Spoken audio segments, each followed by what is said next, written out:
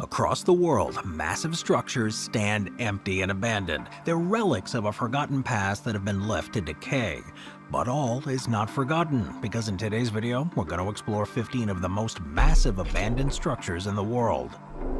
Number 15. The power plant Ayam. In Little Charleroi in Belgium, in a quiet neighborhood, is one of the largest abandoned structures in Europe, power plant Ayam. This stone behemoth, once a coal-burning powerhouse, now looms over the landscape, its cooling structure no longer generating energy, but still managing to generate plenty of onlookers. It was constructed in 1921 during an era when coal was king. When it was fully operational, it was among the largest of its kind in Belgium, providing energy to the entire region. The most iconic part of this plant is the massive cooling tower, which once had the capacity to cool 480,000 gallons of water every minute. The way it worked was deceptively simple. Hot water was second life as a visual marvel, despite its rusting frame and cracked concrete. There is an undeniable beauty in the way that it merges the industrial might with nature's reclamation. Number 14. The Orgov Radio-Optical Telescope. The Orgov Radio-Optical Telescope, or ROT-54 for short, is a colossal relic of Soviet-era ambition. This 180-foot wide radio telescope was once at the forefront of scientific research and a shifting symbol of technological prowess. Today, it stands abandoned, a silent witness to a past era of astronomical discovery and competition among rivals. Construction of the telescope began in 1975 in Armenia during the Soviet Union's push to lead in space exploration and scientific advancements. The project took a decade to complete, with the telescope finally operational by 1986.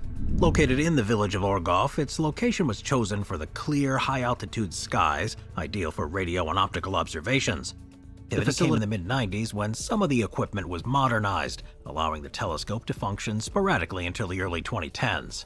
Today, the telescope complex lies in a state of decay. The once state-of-the-art facility is now an industrial ghost town, with rusted machinery, crumbling concrete structures scattered across the hillsides, and the surrounding buildings, once filled with scientists, are now just silent and overtaken by encroaching vegetation. It is a strange juxtaposition, nature reclaiming a site that was once dedicated to exploring the farthest reaches of space. Number 13. Frying Pan Tower.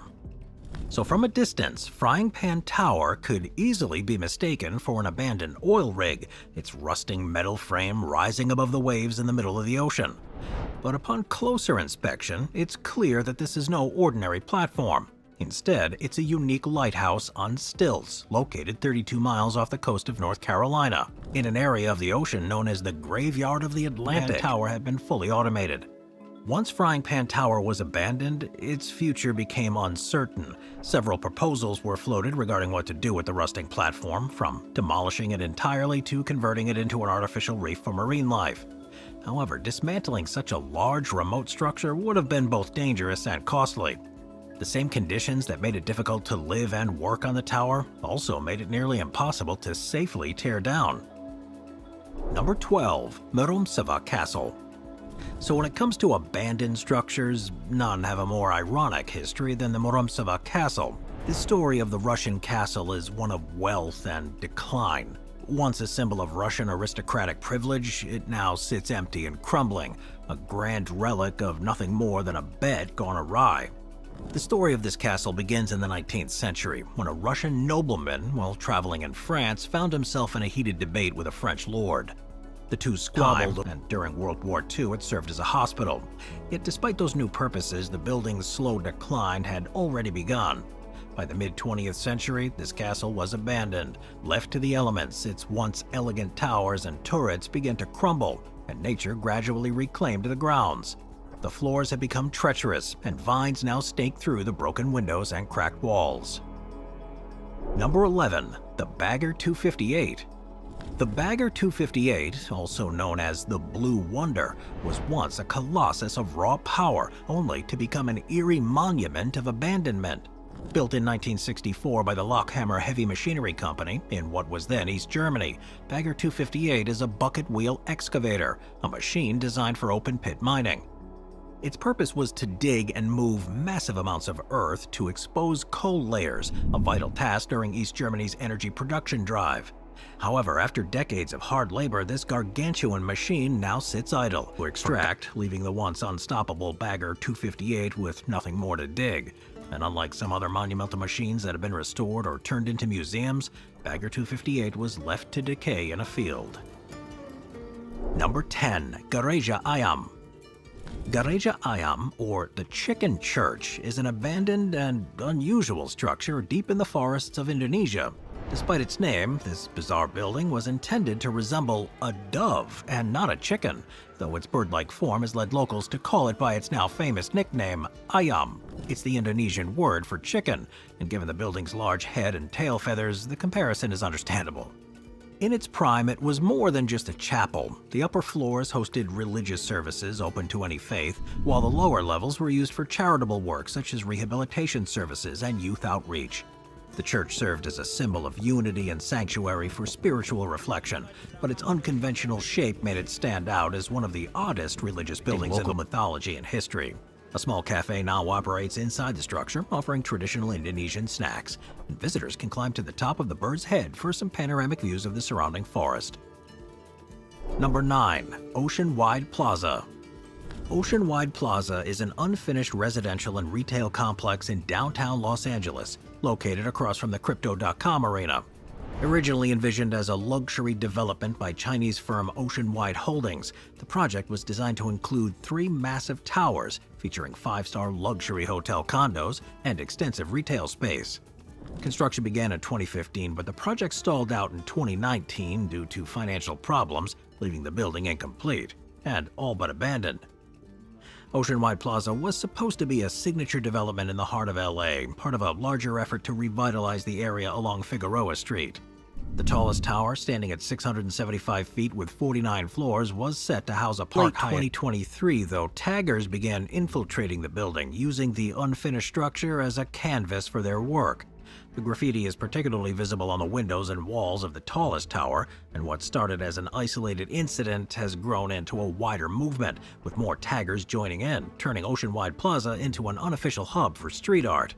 The LA Police Department increased patrols around the site, and the Los Angeles City Council launched a campaign to clean up the graffiti. In February 2024, the council voted to bill Oceanwide approximately $4 million for graffiti removal and security improvements. Number 8. Nara Dreamland. So Nara Dreamland was a Japanese theme park modeled after Disneyland, opening in 1961 and operating until its closure in 2006. Its initial success was largely due to its resemblance to Disneyland, complete with its own Main Street USA, Sleeping Beauty Castle, and various iconic attractions like a Matterhorn-style bobsled ride. However, the park's event in 2006, attendance had plummeted to just under 400,000 visitors annually. That's not much, and for 10 years after its closure, it was left abandoned. Nature began to reclaim the park, with trees and plants growing through the decaying rides. The once colorful buildings and characters became weather-worn, giving the park a dystopian, eerie atmosphere. While official guards patrolled the grounds, fining trespassers, the park became a hotspot for urban explorers who were drawn to the decaying remains of the attractions. Well, despite its desolate state, Nara Dreamland retained an unsettling charm, as its derelict structures echoed the dreams that once fueled its creation. The park became an iconic location for urban explorers, photographers, and adventurers. Moving on to number 7. Bali Boeing 737. In southern Bali, just off a major road near a limestone quarry, sits an abandoned Boeing 737. This aircraft has attracted attention for years, largely because of its unusual Boeing being out there as a repurposed tourist attraction isn't unheard of in Bali. A similar abandoned plane can be found about 5 miles north, next to a Dunkin' Donuts, of all things. Since its abandonment, the Boeing 737 became an informal tourist attraction. Visitors would climb around it, take photos, and speculate about its origins. Despite its decaying state, the plane had a strange allure, standing out against the quarry and the lush Balinese landscape. By 2021, the abandoned plane was being dismantled. Parts of the aircraft, including the fuselage, were removed and moved closer to the road, marking the end of its time as a full-size attraction. The decision to dismantle the plane remains somewhat unclear, but it signaled the end of one of Bali's most unusual landmarks. Number 6. Balaclava Submarine Base. The Balaclava submarine base, known as Object 825 GTS, is one of the most intriguing remnants of the Cold War era, located within and beneath the Tavros Mountain during a nuclear conflict. After years of searching, the ideal location was pinpointed: a narrow, hidden inlet in Balaclava that was nearly invisible from the sea and offered natural protection from storms. The base remained fully operational throughout the Cold War, but by 1993 the world had changed. The Cold War had ended, and the Soviet Union had dissolved, and Russia's military had no further need for this massive underground facility. In 2000, the abandoned base was handed over to Ukraine's naval forces, but it remained in a state of decline until 2003, when the Sevastopol Marine Commission proposed turning it into a museum. The vision was to preserve this Cold War relic and offer visitors a glimpse into the clandestine past.